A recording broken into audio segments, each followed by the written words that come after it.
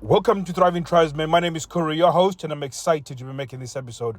What if she doesn't want to have sex with you because she feels unattractive? And one of the things that happens when within a sexless relationship, you have to go back to the time when things were really good. Now, if your relationship started off and you had a lot of sex and things were hot and heavy and really amazing, and then there was a decline, and then all of a sudden there's these insecurities that come up, which then are now affecting your sex life. There is a few things that you can do in order to change that. Now, if you started the relationship and you're already sex negative within the relationship, or at least in the initial stages of the relationship, then there might be something else that is going on that is probably deeper than just her self-image. But when it comes to self-image, generally women might be able to overlook of that, because sometimes going to the thing, I'll put it in inverted commas, the honeymoon period. And the honeymoon period, when it comes to people getting together and getting into relationships, there's a few drivers that are going on, especially the emotional drivers and the biological drives. And these emotional drivers being the fact that you want to be in a community, you want to be in connection, you want somebody to love you. There's this sort of wanting to move away from feeling a sense of loneliness. So there's a sense of escaping that. So that sort of pushes you towards, or at least desiring, a relationship. And then the biological side of things, that you want to mate with somebody, you want to experience connection and have sex with somebody. Also, the biological drive is also driven by the sense that you want to procreate. So those are the drivers that push you towards a relationship and will feel the beginning of a relationship. So within the initial stages of the relationship, it's exciting. It's because you're getting to know each other, and you sort of underneath all of that, your insecurities, you sort of put them away and you don't show them, you try and hide them. And sometimes it's not even consciously hiding them, it's just a sense that they do not come up. And as the relationship progresses and as you want to secure the relationships, some of those insecurities are coming up, and they come up within challenges. So as you have individual values when you walk into that relationship, you start trying to be okay with keeping those individual values, especially if they are really good and they're valuable to you. And also you start trying to figure out, how do those values contribute to your relationship? So when you can do that by having very difficult conversations, very awkward conversations, and therefore you can maintain a good sex life. But generally, most people shy away from these conversations. They either really just choose not to address them, or they sweep under the carpet, or they're really passive on their approach. So I'm just going to do whatever you like, or I'm going to do it the way you prefer it done, and then therefore nothing is ever addressed, and then those insecurities start becoming dominant within a relationship.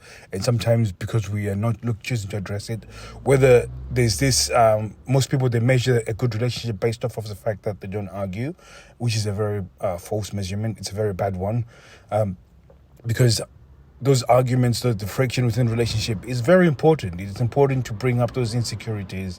You get to see what those insecurities are. You get to start dealing with them together, or individually first, and then deal with them together, and really trying to navigate your relationship around that. And as you do that, that's where you get that growth within your relationship. And when you do so, it's actually more empowering that in your relationship you start finding a way of getting closer. In fact, the more friction that you can deal with and navigate and grow from, the better your sex life gets.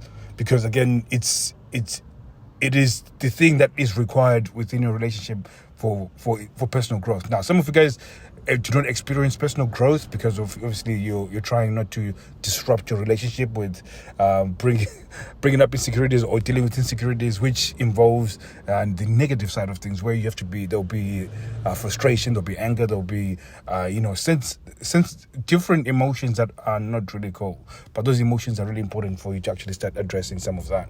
And so if you don't address it, this is what buries the honeymoon period. So the emotional drives, the the biological drives, they start shutting off because you're not dealing with these insecurities that are coming up as challenges. Now, what does that have to do with the fact that she feels unattractive? If her insecurity is that she feels unattractive, over a period of time, she will... This will become prevalent. So sometime when she was a kid, somebody told her she was ugly. She believed it, or somebody confirmed that she was ugly continuously, not say to her face, but like, for example, her mom would have said, you should dress better, you should dress like this, you should do your hair like this, because if you don't, nobody's going to be your friend. People are going to reject you based off the way you dressed, the way you look. So somebody said that to her and she believed it. So she feels like she's never good enough, and that comes up in your relationship. And then that's the time when you're now trying to deal with some of these things, and by not addressing it. Now, most people, the way they address this is we're not having sex, so therefore I'm going to go and do date night. I'm going to do date night, or I'm going to go and make a romantic dinner. I'm going to do buy lingerie, or I'm going to do they do things that are leading towards sex, where, again, without addressing how she feels in terms of the insecurity of how she feels about herself. So it becomes centered around sex, which makes her already uncomfortable. And it's weird because obviously if she's uncomfortable with sex, offering up more sex will make her further even more uncomfortable. So it becomes important to find things that are fun, and she can associate your relationship with things that are fun.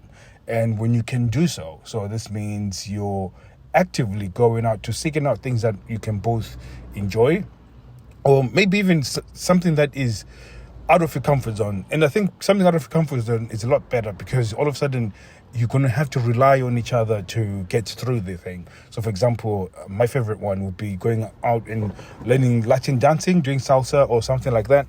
It's you have to learn the steps, you have to learn how to move your hips and so on, and you get to dance, with your partner. But also because it's such a difficult thing that to be learning, you have to now lean on each other, and that shared experience of you guys having to learn something that you didn't know and then getting better at it. Again, this is something that becomes a positive experience, and then as well opens up the door for you guys to actually start getting more comfortable with yourselves, and more importantly, when you're comfortable with yourself, then you're more in a place to be open towards connecting within the relationship. So there is some advantages there's many other things that you could do: improv, comedy class, cocktail classes, cooking classes, pottery class. Going out and doing stuff like that will definitely get you into a chasm where you both now have to learn, and that will cause you guys to feel a sense of connection and a sense of achievement, sense of confidence from an individual standpoint, but also a sense of confidence from a couple standpoint, which is exactly what you guys need, because it disrupts the mundane of the life the way it is right now, where you're at home, you're working, and then you try and sort of fill your other you try and fill up with entertainment, with social medias and everything like that, which is more destructive to your relationship than what some of these other things that you can do. So really moving away from screens, away from stuff, and then doing something that is physical, or at least something that is within a group of other people as well. Gets you guys to meet other people, gets you guys to be, it really creates this sense of achievement that will then start opening doors from a seduction standpoint, at least from seduction standpoint. Again, within those places, you can also demonstrate your leadership skills, especially if it's in a group. So, you're making decisions, you're communicating with people effectively, and she will find that massively attractive when they ask you, the group, what do you think we should do next? And you are the first one to say, oh yeah, I think we need to do this. It doesn't have to be the right thing to say, but it's just the fact that you've been the first person to say it. It really asserts you as a leader within that group, and that can be massively attractive to your partner. So you've got also opportunities to do that as well. So again, also your body language, you can communicate. That will be communicating other things as well. So you're comfortable around people, you're comfortable around communicating with other people and other women if there's other women as well. All of that always comes up as an advantage. So in terms of changing how she feels because she's unattractive, doing those things where you guys can both build a sense of achievement, where you didn't know something and then you get to know something together, and doing that together will start building some self-confidence around herself, and a sense of self. It will look a little bit different when she can see that, okay, maybe I don't feel attractive, but I really feel good about myself, the fact that I've achieved this thing here.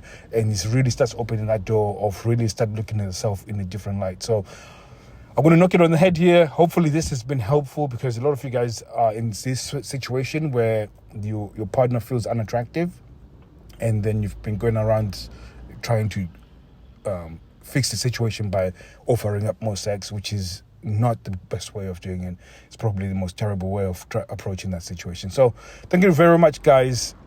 I'll be catching up with you guys soon. Take care.